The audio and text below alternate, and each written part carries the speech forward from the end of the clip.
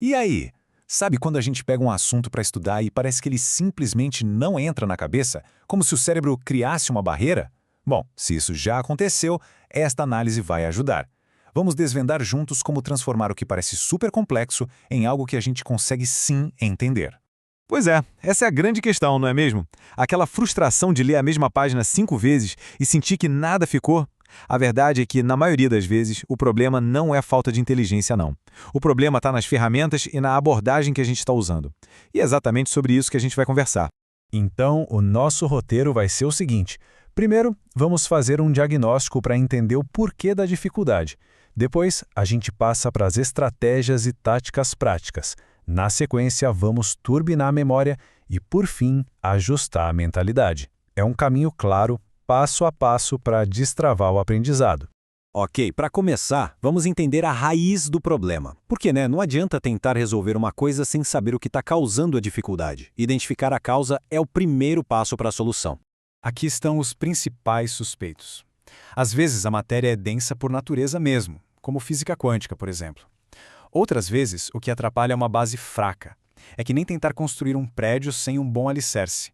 Uma hora não avança mais. E tem também aquelas matérias que misturam vários conhecimentos diferentes. Só de reconhecer qual decisão é o caso, a pressão já diminui bastante. E aqui tem um conceito que é ouro, a tal da carga cognitiva extrínseca. Pensa nela como um ruído, uma interferência que um material de estudo ruim causa. Sabe aquele vídeo confuso? Aquele PDF todo desorganizado? Então, é o cérebro gastando energia com o que não importa. A boa notícia é que isso a gente controla. Escolher um bom material, claro e direto ao ponto, já é ganhar metade da guerra. Certo, diagnóstico feito. Agora vamos para a parte da estratégia. A ideia aqui é parar de olhar para a matéria como uma montanha impossível de escalar de uma vez só. Em vez disso, vamos transformá-la em pequenas trilhas, bem mais fáceis de percorrer. A técnica de chunking, ou fragmentação, é a base de tudo. É que nem encarar um pratão de comida. Ninguém tenta comer tudo de uma vez, né? A gente vai de garfada em garfada. Com o aprendizado é a mesmíssima coisa. Quebrar um capítulo gigante em pequenos conceitos torna o processo não só menos assustador, mas muito, muito mais eficiente. E olha só que interessante esse gráfico. Ele mostra o princípio de Pareto, a famosa regra 80-20. Em muitos concursos e provas, por exemplo, uns 20% dos tópicos do edital são responsáveis por 80% das questões. A grande sacada é justamente identificar esses 20% que são vitais e focar a maior parte da energia ali. É sobre ter um máximo de resultado com o esforço mais inteligente. Claro que uma estratégia boa precisa de uma rotina para funcionar. Deixar o material separado um dia antes, por exemplo, já elimina aquela desculpa clássica para procrastinar.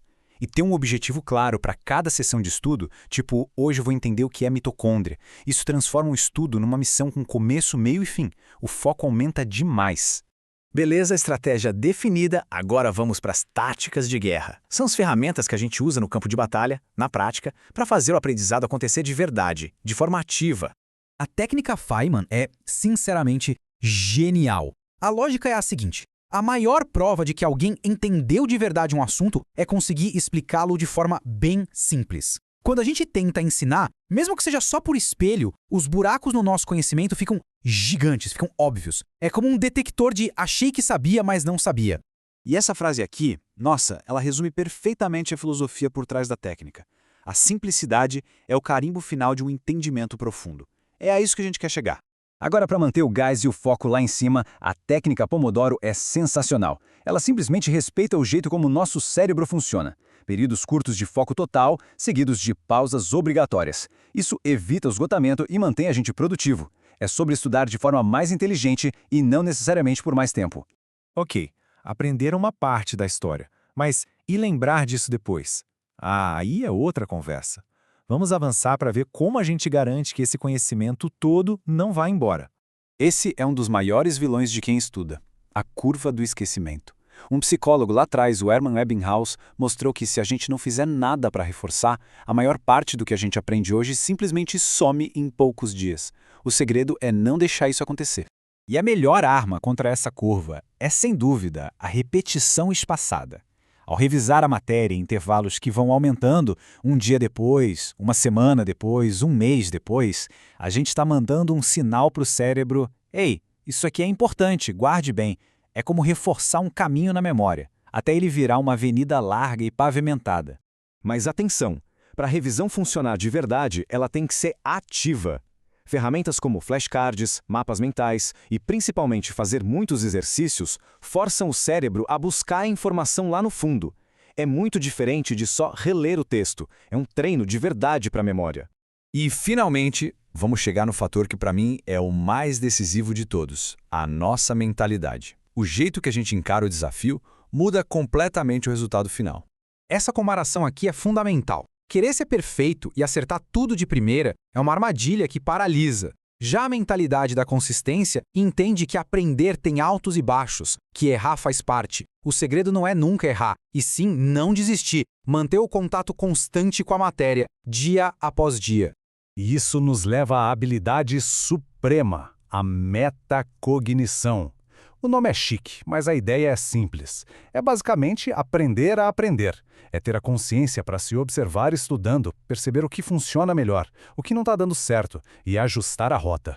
É virar o piloto da própria jornada de aprendizado. E para a gente amarrar tudo, ficam aqui algumas dicas finais. Entender o próprio estilo de aprendizagem, não ter vergonha nenhuma de pedir ajuda e, acima de tudo, ter paciência. Dominar um assunto difícil é uma maratona, gente, não uma corrida de 100 metros.